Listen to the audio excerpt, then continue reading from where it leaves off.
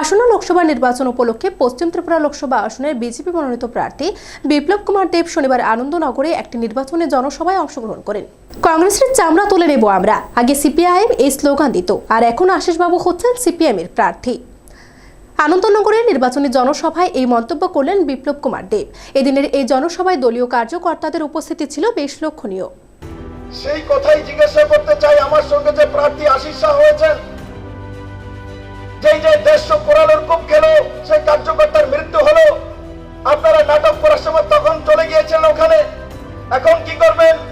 তারপর আপনারা স্লোগান তুলতেন সারা ত্রিপুরা রাজ্যের মধ্যে।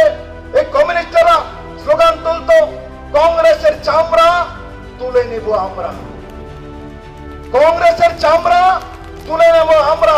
এখন আমি জিজ্ঞাসা করব, কি আশিস বাবুর চামড়া তুলবেন পবিত্র বাবু?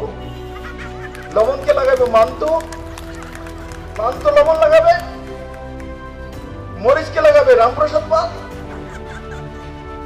আপনারা এই ধরনের স্লোগান ত্রিপুরার মাটিতে দিয়েছেন। ত্রিপুরার মানুষ গ্রামে গঞ্জে সবাই মহিলারা জানে কংগ্রেসের চামড়া তুলে নেব আমরা। এখন আশিস বাবু সিপিএম এর প্রার্থী, এখন কি আশিস বাবু চামড়া থাকবো? তোমার সূর্যবীর নগরের কার্যকর্তারা আজকে শুধু ভোট দেওয়ার বিষয় নয়, আজকে কমিউনিস্টকে জিজ্ঞাসা করা।